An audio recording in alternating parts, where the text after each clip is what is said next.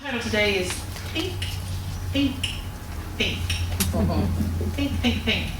So welcome back to our Back to the Basics series for January, Getting Grounded. Last week we explored what God is and how we can transform our lives by transforming our understanding of the divine intelligent energy of the universe. That's how we shift our lives. We call that God, but as you know, it can be called a jillion different things. But how can we take the science of mind understanding of God that we learned last week and make it applicable and alive in our daily experiences? So this week invites us to step into a deeper relationship with God through the use of the power of our thoughts. And I think Barley set it up really well with her reading by a source I've never even heard of before, so that's interesting. But I explained, similar to her reading, that we live in a responsive universe.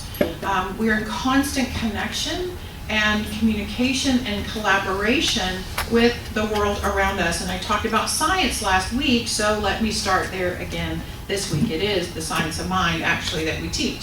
So science has proven that there is something called an observer effect. An observer effect. In other words, to put it very simply, the person watching something has an effect on the outcome of what they're watching. In physics, the observer effect basically says it's the theory that the mere observation of a phenomenon inevitably changes the phenomenon. Isn't that cool? Well, so our very presence in a situation necessarily impacts the situation that we're in. We are powerful, and our being in a situation absolutely impacts that moment that we're in, just by being there. There's something else that science has proven that's interesting too, and that's called observer bias. Observer bias is the tendency to see what we expect to see, or what we want to see. For example, when a researcher studies a certain group of people, they usually come into that experiment that they're doing with prior knowledge and subjective feelings about the very group that they're studying. And so their bias also has an impact. So their presence has an impact, but their bias has an impact too. So what does that have to do with us, and what does it mean in our daily lives? It means that we live in a world that responds to our very presence and to our expectations.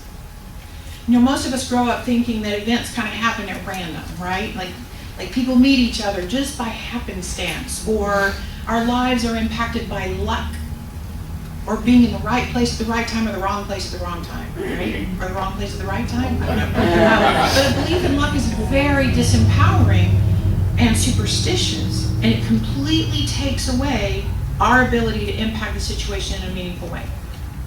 Okay? So, as I mentioned last week, many of us were taught that there was this master plan, and that the God of our understanding was in ultimate control. You know, but those ideas are not supported by science, and they're not supported by a close inspection of most theology either. So if we can look closely at these two concepts I just introduced, the world is impacted by our presence and the world shows up as we expect it to show up, we might find some wisdom to change our lives for better, right? So what is your presence? What does your presence mean? You know, how do you show up in the world and make your presence known? You know, obviously our physical presence is one layer of presence. It's evident. There's evidence that you're present when your body's in a room, right?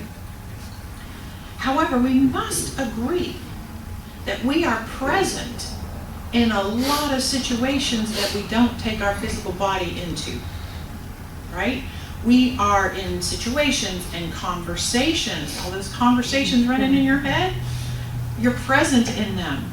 You're present in relationships in more subtle ways all the time. We are present through our thoughts and through our spoken word. We are present in things with our bodies, yes, but also with our thoughts and our words. And guess what? We are constantly thinking and talking about everything. I know, I hang out with you guys. Declaration of Principles, if you've been here when we read them, that all thought is creative, and how I choose to think creates my personal experience. Your thoughts have the observer effect, even if your physical eyes are not observing. Your mind's eye is constantly observing everything that you think about. And in almost every instance, you have expectations about what you're thinking and talking about. You have an expectation about how a thing should go or is going to go. In other words, you have a bias based on your prior experiences and the preferences you have developed in your life. And you think about the world a lot, and you talk about the world a lot. And those thoughts and words show you what your bias is. And you bring that bias into every situation that you're in. And unless you're willing to change your thoughts, you're going to keep repeating your past experiences, because that is what you are thinking about. That is what, sometimes obsessively, we think about the past. And we're projecting it into the future with our thoughts, with our bias, our biased thoughts. Holmes says it this way: life is a mirror and will reflect back to the thinker what he thinks into it. That's a classic, often repeated Holmes quote, which clearly says that our thoughts are creative. Powerful. Guess what? I did a little bit of research, because that's what good ministers do. You have approximately 60,000 thoughts a day. And the vast majority of them are just kind of random, they're not fully formed, and they're not attached to emotion. Remember, Barley mentioned in her reading that emotion is an energy that you attach to a thought, and it makes it even more creative. So most of our thoughts, thank the good Lord, are not really like, they're just kind of random, right? But if we closely examine our most repeated thoughts, we can probably identify some areas or themes that might be worthy of a closer inspection and a minor adjustment or two, right? So if you agree that your thoughts co-create your experiences, the question to ask yourself is, does what I'm thinking support the life I most desire? The life I'm trying to create? Is my thinking headed in the direction that I want to be living? And here's a good measure of that. Do you like the life you're living right now? Because your thoughts are the mold that created the life that you're living right now. Your thinking supports it. If you don't, well, your thinking is supporting it. So what do we change? If you have a desire to change something about your life, you can rearrange the furniture all you want, but the furniture is slowly going to go back to the way your thoughts support and maintain it. And we get very attached. We get very attached to our thoughts and our opinions and our way of explaining how life works.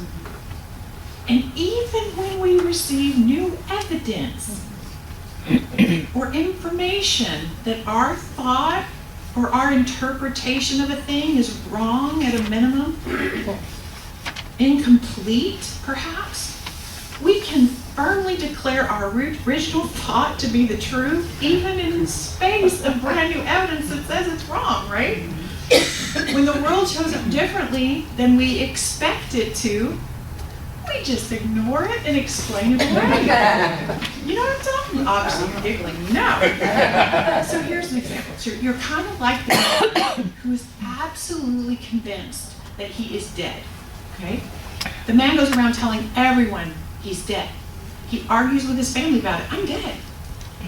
He could breathe. He could think. He could move about. But there was no convincing him that he wasn't dead. He persists in believing it. His friends will remind him that these are things, it's breathing and thinking and all that. Those are things dead people don't do. But no matter what argument they used, he persisted in believing that he is dead. So finally, his family, kind of gets concerned. They take him to a psychiatrist. And they wait outside anxiously, and inside the psychiatrist's office, there's all this talking, and the psychiatrist is examining him. But even with the woman's clinical training, she could not convince him that he was not dead. So the doctor comes out and says, sorry family, I've done all I can do. He's hopelessly delusional, he thinks he's dead. So the family decides, no luck with the psychiatrist, perhaps a minister could have. So filled with worry, the family sits in the hall, the minister's talking to the guy, and they're just hopeful that the minister will have better luck, and every now and then they could hear raised voices in the room, closed room, but mostly it seemed like the raised voice was the minister, not the man. But finally, after a period of a few hours, the minister emerges hot and sweaty, his collar's all undone, and the relatives cool and composed, and still very, very, very much believing that he's dead. So finally, the exasperated family takes him to a medical doctor and says, surely the doctor can convince him that he's alive. So he finds all the normal signs of life, and that didn't seem to make a difference to the man, and man's family comes into the room, and the doctor's ready to admit defeat, and suddenly the doctor thinks of one possible argument. He asks the man, sir, to your knowledge, do dead men bleed? Don't be ridiculous, the man replied. And at that, the doctor takes out a scalpel and makes a small cut on the man's forearm. And the man yelps, and of course he starts to bleed. And the room erupts into cheers. Yay, he's alive, hooray! They high-five the doctor, and they shake his hand and everything. And they're chit-chatting, and they're so preoccupied they almost didn't notice that the man had put his clothes back on. He was standing next to the door, and they quiet down just in time to hear him say, well, I'll be. Dead men do bleed. You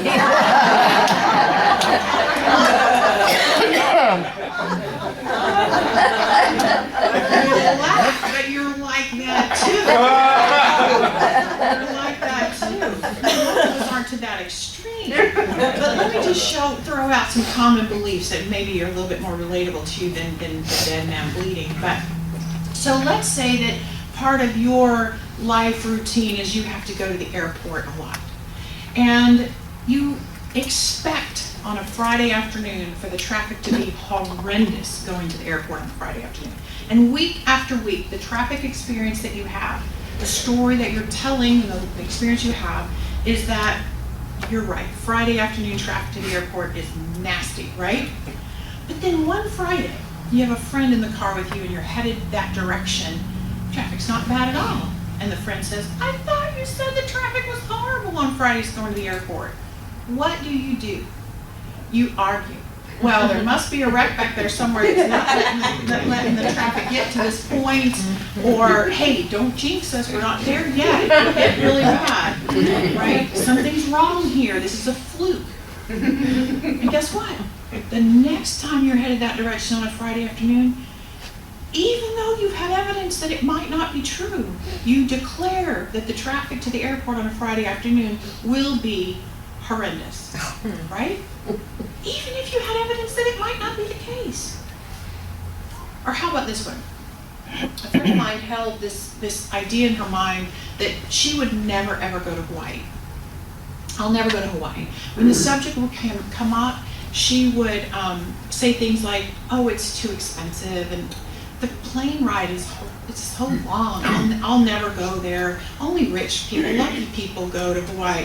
I'll never be. I might be claustrophobic on an island in the middle of the Pacific. I don't know. And she watched her friends come and go to Hawaii for many years, just always believing that she would never go.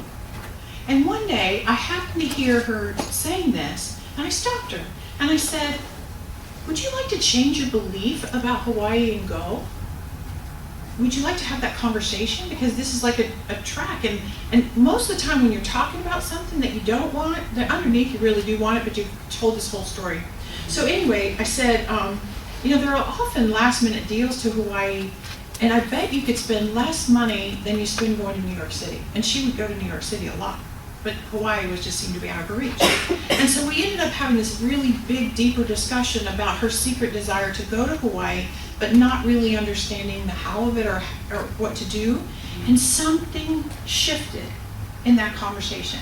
And since that conversation, which happened to be several years ago, she's been to Hawaii twice.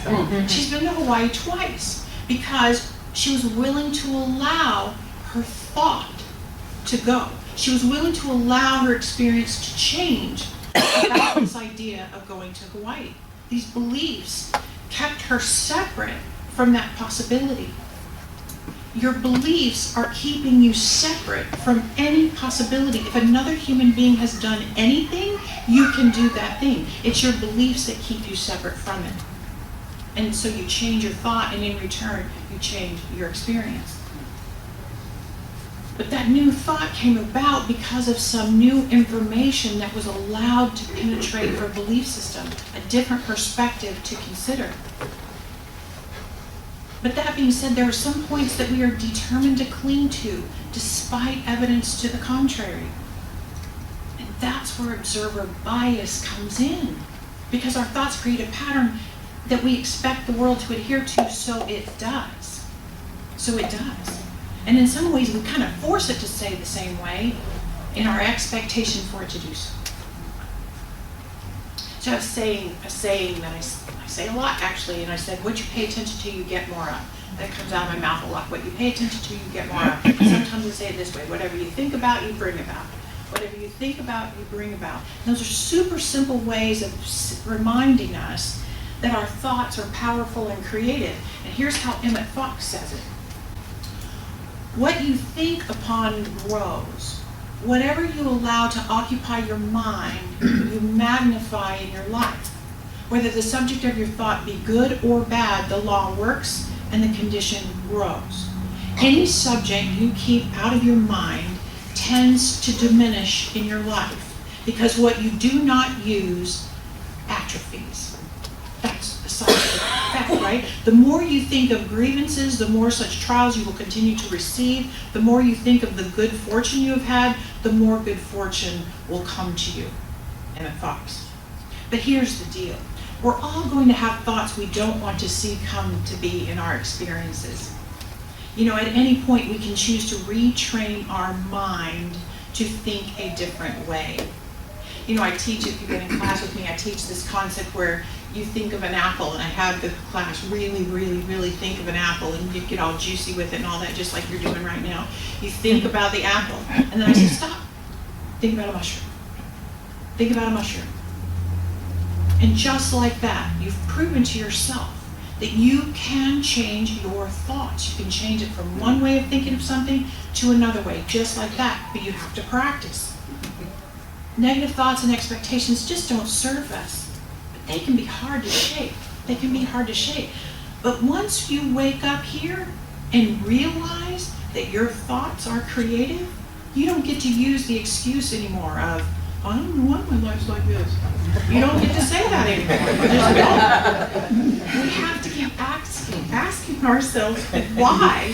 Why do I believe certain things? Why? Why do I think these things about myself, or about my body, or about my experiences, or my relationships, or my work, or my boss, or my spouse, or my whatever?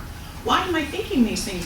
We have to challenge ourselves to shift our thoughts and actually lay some thoughts down. Just lay them on the ground to be released. But we get to decide when we're ready to lay down a thought. We get to decide. Here's an interesting way to look at that. So one time a psychiatrist, or psychologist, I think it was walking around a room teaching stress or thought management to an audience, trying to get them to understand that. And she raised a glass of water in the room, and everyone was like expecting her to say, is this glass half full or half empty? But she didn't ask that. Instead, she said, how heavy is this glass of water? And so the crowd began to, guess, like how much did it weigh? Did it weigh 8 ounces, 12 ounces? They were guessing how much it would weigh. And so she replied, the absolute weight doesn't matter. It depends on how long I hold it. If I hold it for a minute, not a problem. If I hold it for an hour, I'll have this little ache in my arm. If I hold it for a day, my arm will begin to feel numb and paralyzed. In each case, the weight of the glass doesn't change. But the longer I hold it, the heavier it becomes. She continued, the stress and worries in life are like that glass of water. You think about them for a minute, nothing happens. Think about them a bit longer, and they begin to hurt. And if you think about them all day long, you will feel paralyzed, incapable of doing anything. remember to put the glass down. Put the worry down. Because at the very basic level, our thoughts are either empowering or they're disempowering. Our beliefs either elevate our possibilities or they limit our possibilities. Our thoughts either get us to Hawaii or they block us from getting to Hawaii. Each of us get to choose which kind of thoughts do we want to think, which kinds of beliefs do we want to carry around all the time. And sometimes as adults, we may not feel capable of making a complete change in our belief system. You're like, Laine, I come here all the time and I get that, but I can't do it my whole life. There's no way to do that. Fine. Overhauling the same thing does feel like daunting and impossible. But if we're willing to entertain a new way of looking at life, everything begins to change. If you can focus on changing one self-defeating or limiting belief, there can be a shift that allows other things to kind of domino effect and begin to shift as well, because it's all one. There's that guy on TV that says, eat this and not that. You go into the restaurant and you're like, don't order that thing, order this, right? Eat this, not that. And his theory is if you just keep focused on one food choice and make one food choice more healthy all the time, it will have a positive effect. I just want to propose the same thing with thoughts. Think this and not that. Think this, not that. Take one disempowering thought that you habitually think all the time and swap it out for one empowering one. So I'll give you some examples. A disempowering thought, I am so broke all the time. An empowering thought, resources flow through my life with ease. Disempowering, I can't sustain a beautiful relationship. Empowering thought, I am surrounded by and attracted to beautiful, loving people. Disempowering thought, I'll never find a new job. Empowering thought, the job market needs my skills and companies are looking for people like me. Right? Disempowering to empowering. The truth is, it doesn't matter how heavy the disempowering thought is, you can put it down. You can put it down whenever you're ready. So I invite you to look for this concept of power of changing your thinking. You can always think this and not that. Order something different. Order something different. It isn't necessarily a science of mind thing. It's a universal truth. When you start paying attention to how often you're reminded to watch what you think, watch what you say, the universe will continue to remind you in movies and stories and examples will always be here because we know this is true. The human race knows it's true. We just have to remember to do it. And that's how I got my talk title. Because whenever Winnie the Pooh had to solve a problem, he would gather his little buddies around or he'd be by himself and he would say, bing, bing, bing. He would say that all the time. Perhaps we should write those words down, like put a sticky, ding, ding. You have to say it in a Winnie the Pooh voice. Spiritual beings, we live in a responsive universe. Our thoughts are powerful, they're creative, and they're ours to own. We live in a life that is sustained by our thoughts, our words, our choices, our responses, and that's the bad news, but it's also the good news. Because if we can change our thinking, we can change our lives.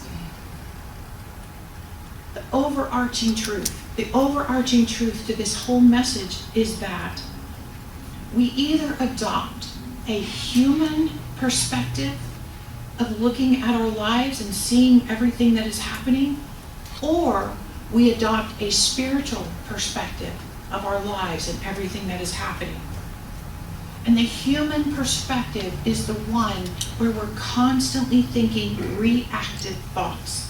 This happened to me and it ruined my day, or there's never enough for everyone, or I'm not good enough for this. The spiritual perspective instead is having us thinking about possibilities that are woven into every challenge. Thinking the higher truth is available in this moment, I just gotta find it. The ideas are of connectedness and compassion.